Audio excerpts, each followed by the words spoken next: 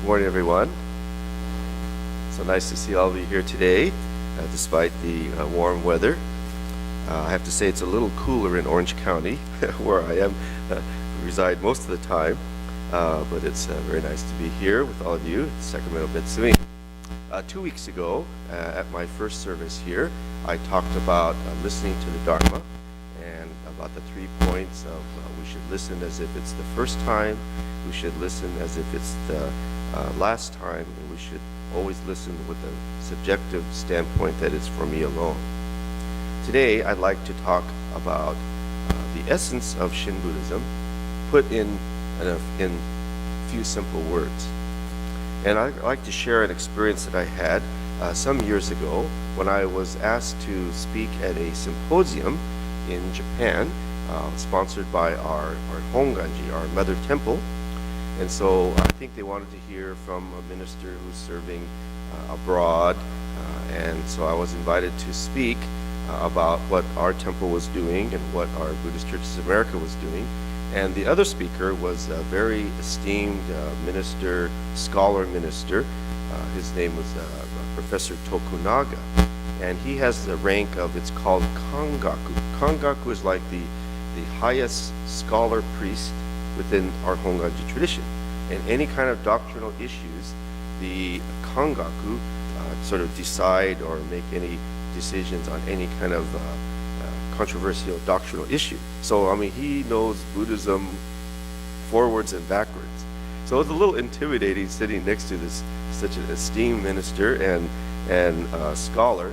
So we each gave a talk, and then they had a panel discussion. So the two of us were sitting at a table, and the moderator was presenting questions to the two of us as panelists. So he started with the first question, and he said, the moderator said, well, I'd like to ask a very simple question. How would you express the essence of Shin Buddhism in a few simple words? So immediately I thought, well, obviously he's going to ask Professor Tokunaga first. So what should I say after Professor Tokunaga gives his answer?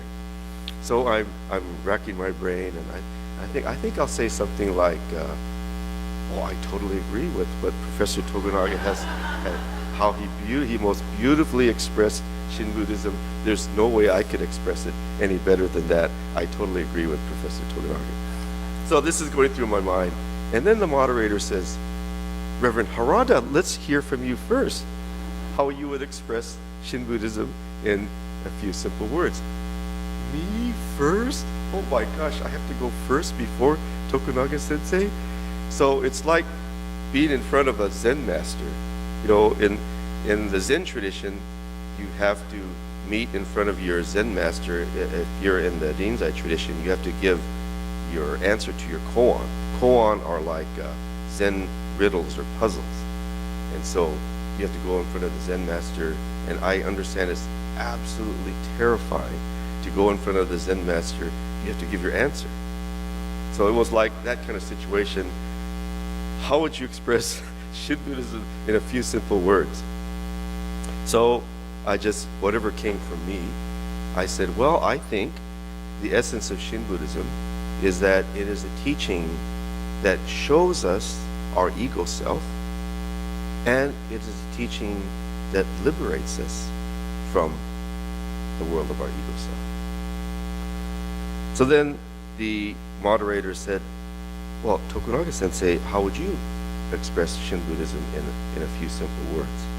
And Professor Tokunaga said, I totally agree with what Reverend Harada, the way he expressed it. I have nothing further to add. Oh, what a relief.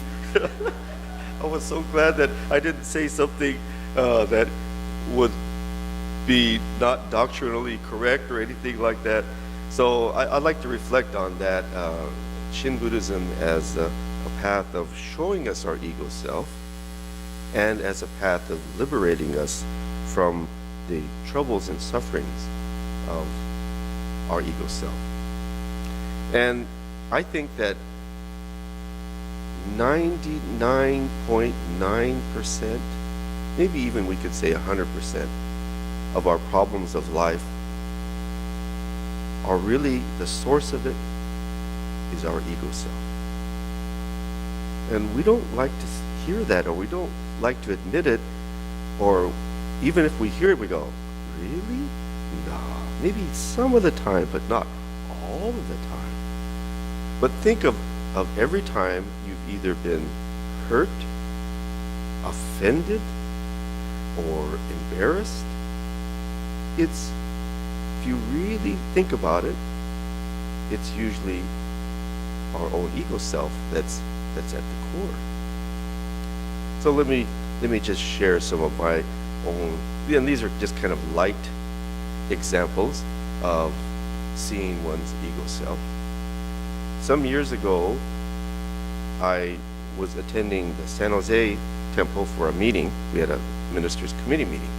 And so I pulled into the parking lot. You have to cross the street to go to the temple. So I'm crossing the street, and as I'm crossing the street, there's a car coming in the distance. And as this car is approaching, a woman who's driving, she's got her hand out the window, almost half of her head, and she's waving, she's going, "Sensei, Sensei." And I'm looking at this woman. Who is this woman? Is it an Orange County person that's in San Jose? Is it maybe I did this woman's wedding some years ago, or maybe I did a funeral service for a member of her family? I'm looking at it, does not look familiar at all. Who is this person? Who is this? I'm racking my brain. Then she's getting closer, "Sensei, Sensei." Then she goes, "Reverend Abiko." And then she gets closer, and then she looks at me like that, and then she puts her head down and she drives by. And so I thought, oh, what a relief. She mistook me for Reverend Abiko. So it wasn't someone I had to remember. So I go into the San Jose temple, and I'm going to they have a meeting room. We had a little committee meeting. And at this committee meeting, I'm sitting next to Reverend Abiko. And the meeting's starting, and I'm looking at Reverend Abiko, and I'm thinking to myself, that lady mistook me for Reverend Abiko. How in the world could she mistake me for Reverend Abiko? I mean, I'm looking at him, look at him. He's a short, chunky, middle-aged Japanese guy.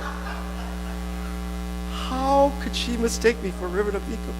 And then, duh, it dawns on me, I'm a short, chunky, middle-aged Japanese guy. That's exactly what I look like.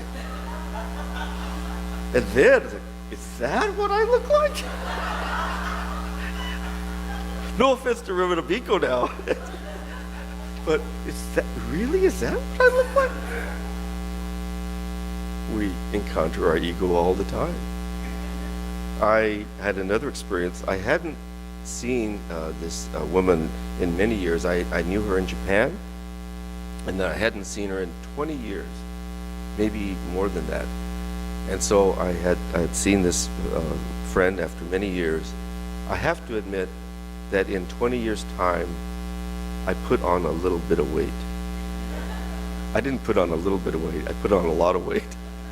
And so when I see this woman, you know, in Japanese, when you see someone after a long time, there's certain expressions.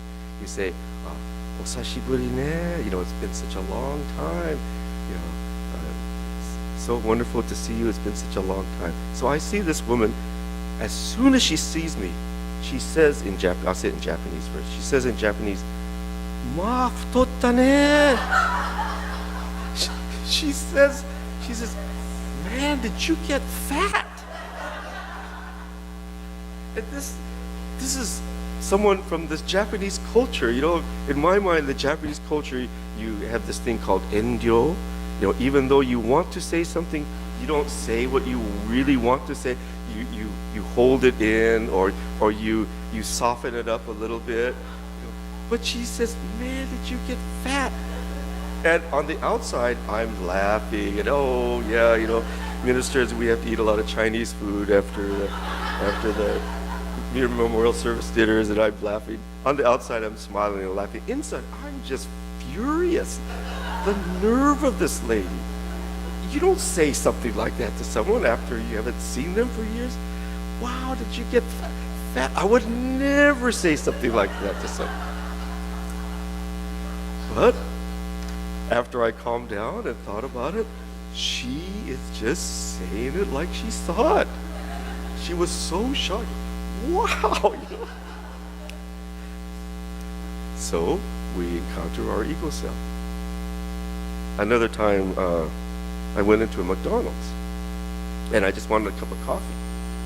So I looked on the menu, coffee is something like $1.15 or $1.20 or something like that. So I just, small coffee please. I got out the exact change. And the cashier starts pushing some of the money back to me.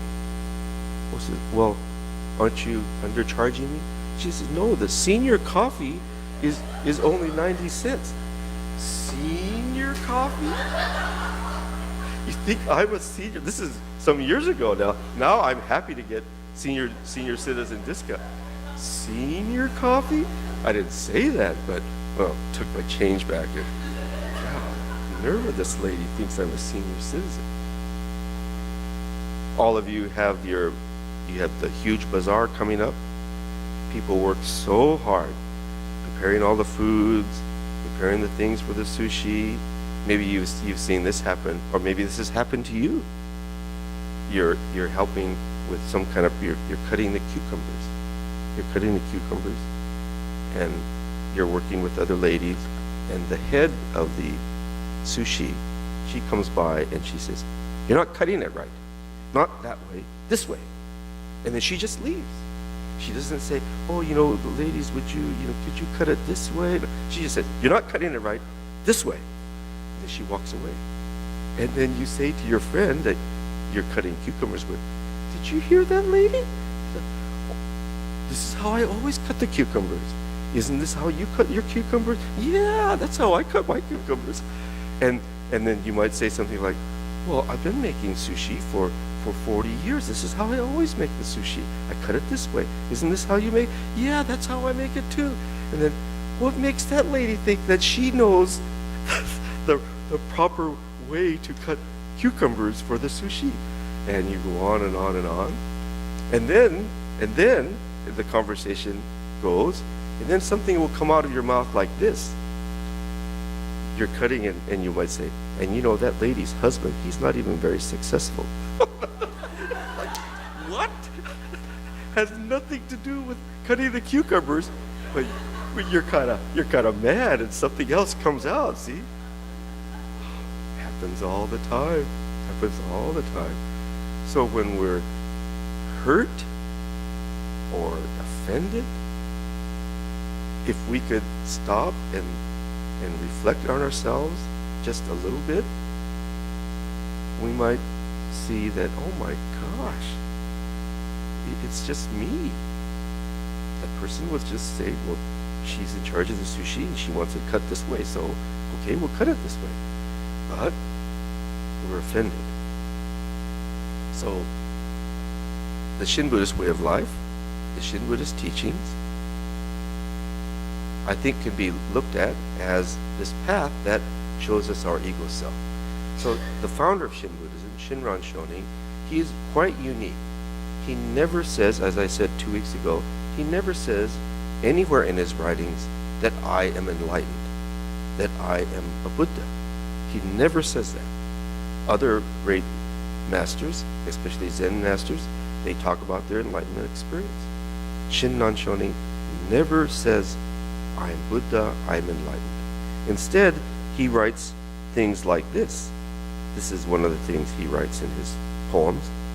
Although I take refuge in the true Pure Land way, it is hard to have a true and sincere mind. This self is false and insincere. I completely lack a pure mind. So this is how he writes. But see, when you think about it, what kind of person is a sincere person? A sincere person is someone who sees their insincerity, their ingenuousness. That's a truly sincere person.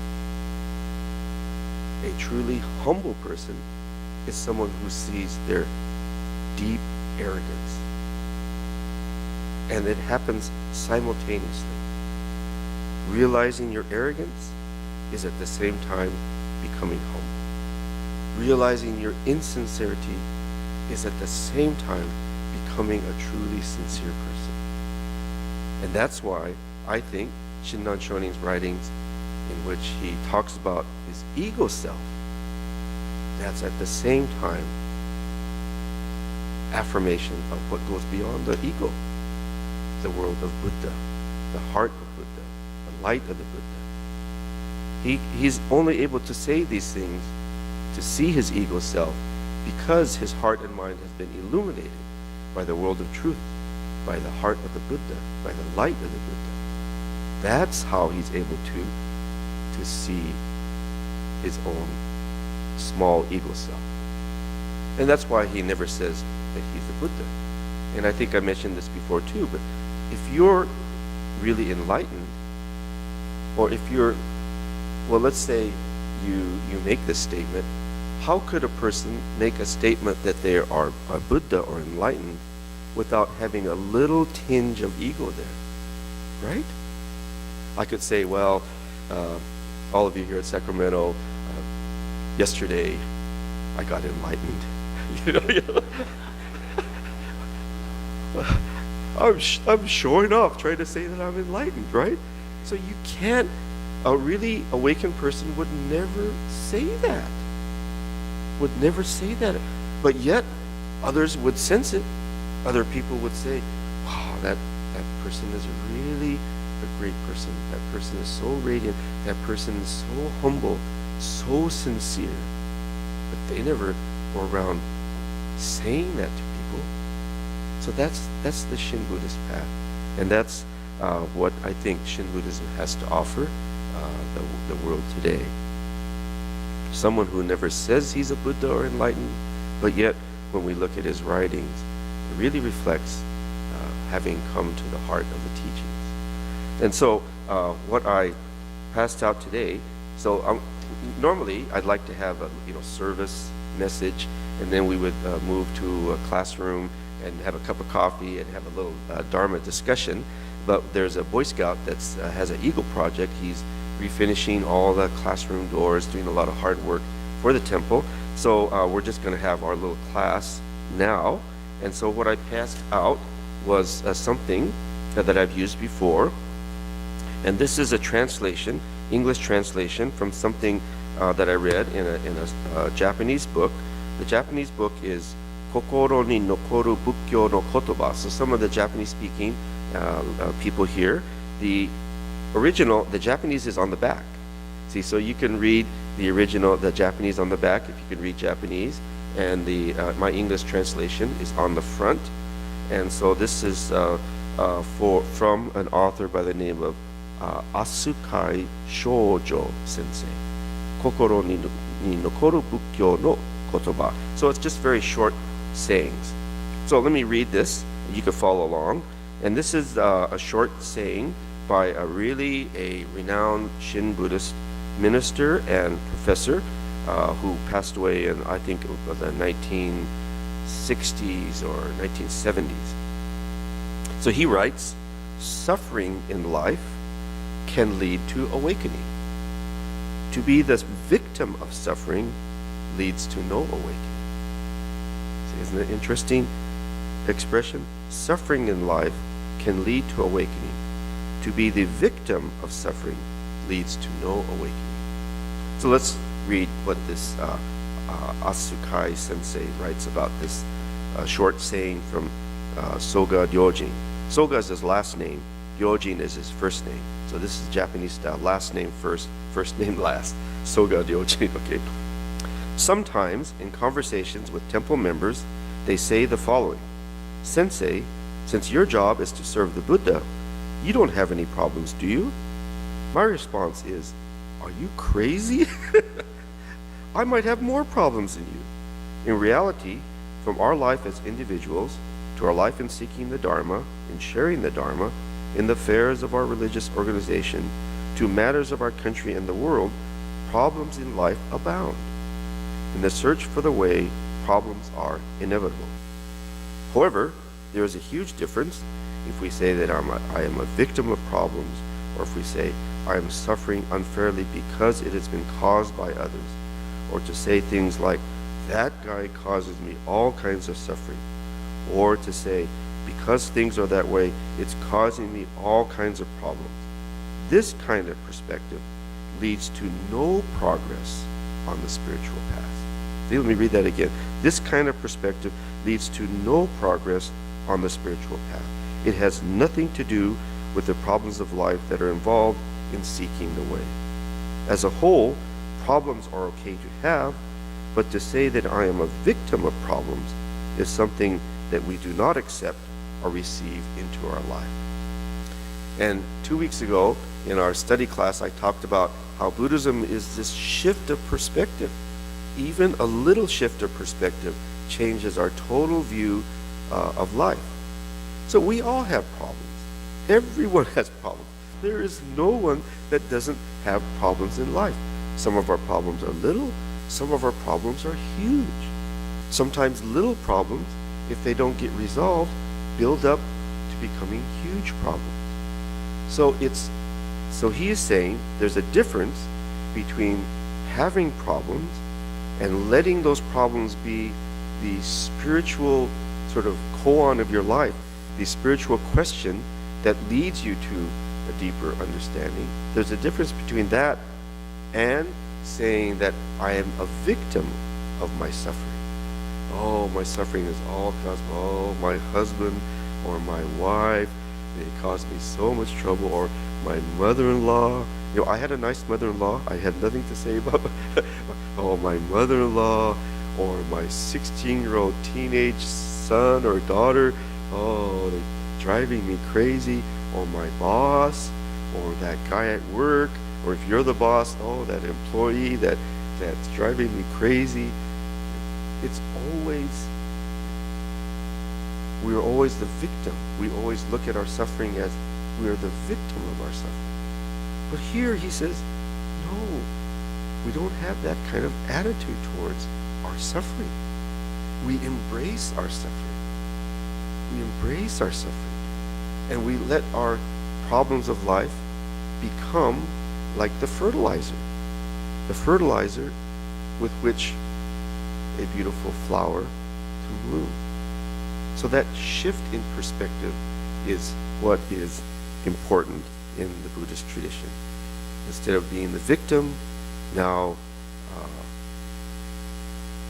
that problem or suffering of life is the source. It's the very source, even the driving motivation for your spiritual path, for your spiritual journey. So I'd like to, if possible, have a little discussion on this just for a few minutes.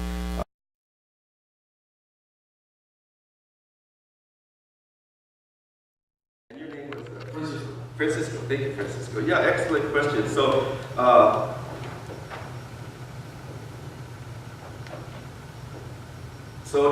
I think if we are sort of, like you say, sincere friend, then whether we're able to see our friends as much as we want, or when we want to, should sort of be, we should have this perspective of, if we meet, that's fine. If we don't meet, that's fine. And maybe the other person didn't call you or whatever. You really don't know what's going on with that other person. Maybe they had a work situation or other things that we don't even know about.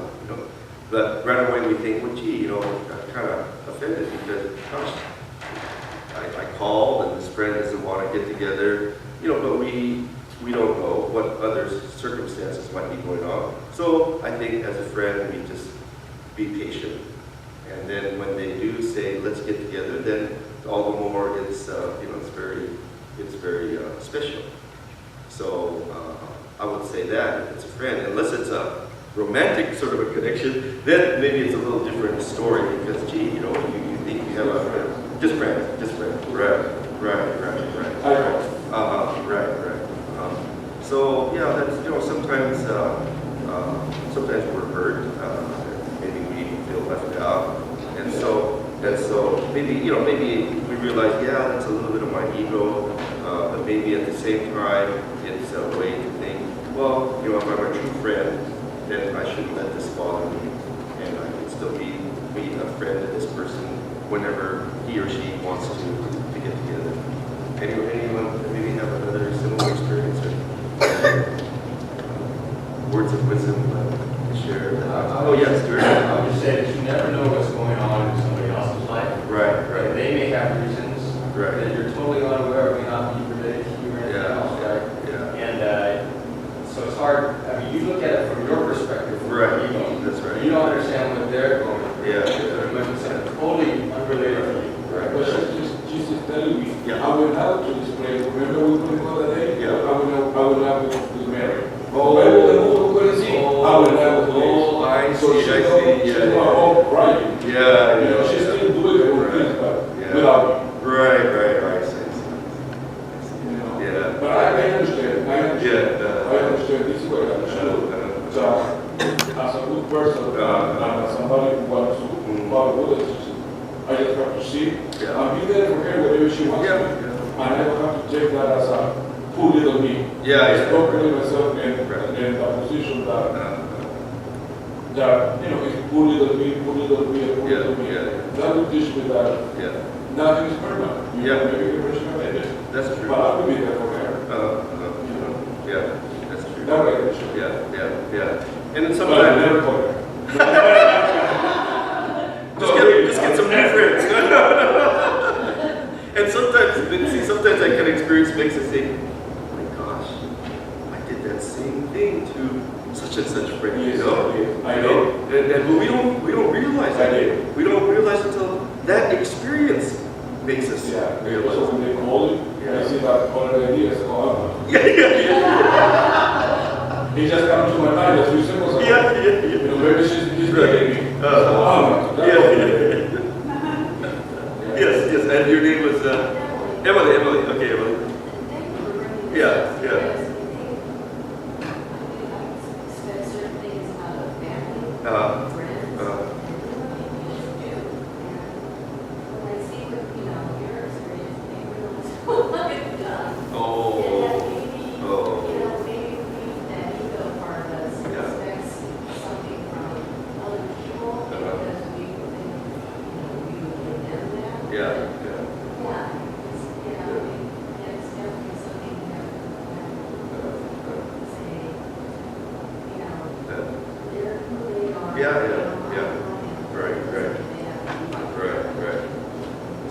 Dr. Noble Haneda, he tells a wonderful story about how we don't really know what's going on with another person's life sometimes. He went to a coffee shop in Chicago, and he sat at the counter, and this waitress was so rude, select a cup of coffee, and she just slams the coffee down and spills half of it, and she was so rude to him. And then she walked further down the counter, and another waitress came over and said, "Oh, sir, please understand today that other waitress, she just lost her child a few days ago. So, oh my gosh, she's grief-stricken, and it's coming out in the work, but we don't know that. See, we don't know that. But once he understood that she had lost her child recently, then total different understanding. Anyone else, any thoughts at all about this essay or any questions that you might have about Buddhism or anything?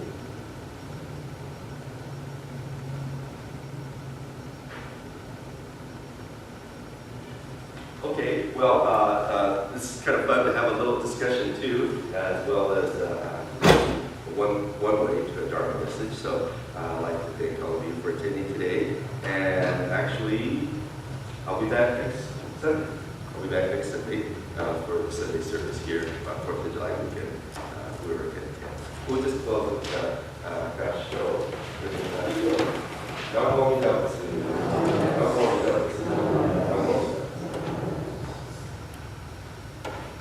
At 11.